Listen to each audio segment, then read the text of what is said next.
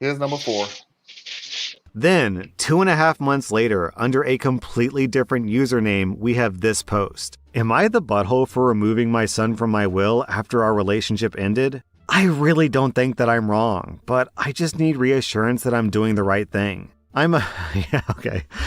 Yeah, definitely the same person.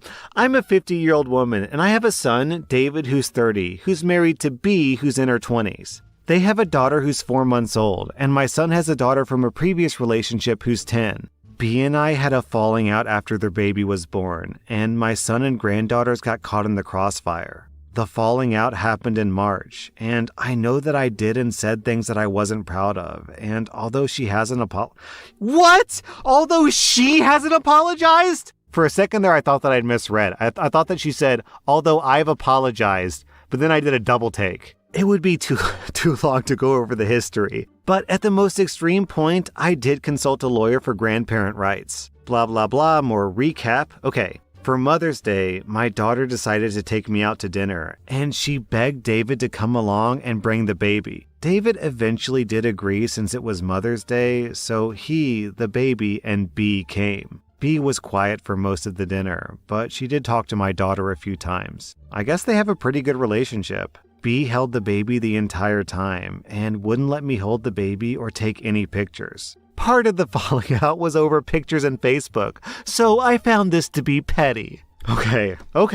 Overall, I would have called dinner a success. At the end, I hugged my son and told him that I was proud of him for putting his foot down and coming to dinner with his daughter, and that I hoped that he would continue to do that. Looking back, I know that I shouldn't have said anything. My son called me later that night and told me that he couldn't continue to have a relationship with me. He said that B was their child's mother and that he wouldn't ever bring the baby anywhere without her blessing. I was drunk when he called because I had a hard time coping, and I admit that I lost it a little bit on the phone call and told him that it was despicable that he couldn't man up to his wife, and that he should have come to see me on Mother's Day because I'm his mother, and he ended up hanging up on me. I called the next day and was profusely apologizing to him. I know that it was wrong of me to have said what I did, and I told him that I want a relationship with him. He told me that he couldn't do this with me anymore. I've been heartbroken ever since, but I understand, I guess. I called him last night and told him that I wouldn't be contacting him or his wife anymore ever, and that I respected that we wouldn't have a relationship. I also let him know that I'd be removing him as my power of attorney and taking him out of my will so that he never had to be bothered with anything from me ever again.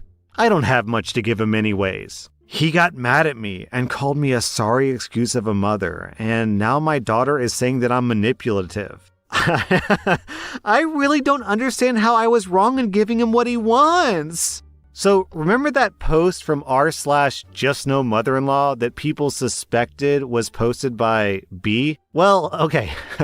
Someone linked that story and was like, hey, is this your daughter-in-law? Because this sounds really familiar. And OP confirmed it. Yes, that was from the daughter-in-law. So turns out B did leave out a bunch of really, really, really important details of horrible things that she did. She continues in a comment. No, I said that I wanted to kill myself because I felt like I had no one. While I was on hold for 72 hours and received treatment, I got set up with my therapist to help deal with some of the trauma, both from what is happening and from past issues. I had a psychotic break. This is one of the actions that I truly regret. If I may. Let me say this real quick. I don't like that last part, and I don't know why. I had a traumatic break, and this is what I regret. If you have a traumatic break, what are you regretting? Nothing. You still regret your actions. Yeah. If you had a traumatic breakdown, absolutely, you still regret your actions. You never? I mean, I can't speak for anyone else, but and I've never had a psychotic break or emotional break. Well, I've had emotional breakdowns, but it's no different. Like in that moment, you're not truly in control of what you're saying or doing. Like technically you are, but at the same time you're not, right? You're in the moment, I guess you could say. And then after you had an opportunity, either because you had your counselor help you walk back through this, or you had time to process it and think about it, you're like, wow, I hate that I let myself even get to that point, or wow, I did that, right? So it's like, even though you have a plausible explanation, which is I had a break, it doesn't change the fact that you did something. I mean, I So could he get that. regrets the actions that it did, not the traumatic break. She probably regrets having a traumatic break too, because that's rough too. It doesn't have to be logical, like you were telling me. It doesn't have to be logical. It's just it's the reality of the complexity of a person, you know. Um, yeah, that's how I would take that. But the other thing is, she said this woman is only 50 years old. Yeah, that's what I was wondering. Don't she So, look? huh? Go ahead. I was gonna say she's only 50 years old. For all intents and purposes, that's our age.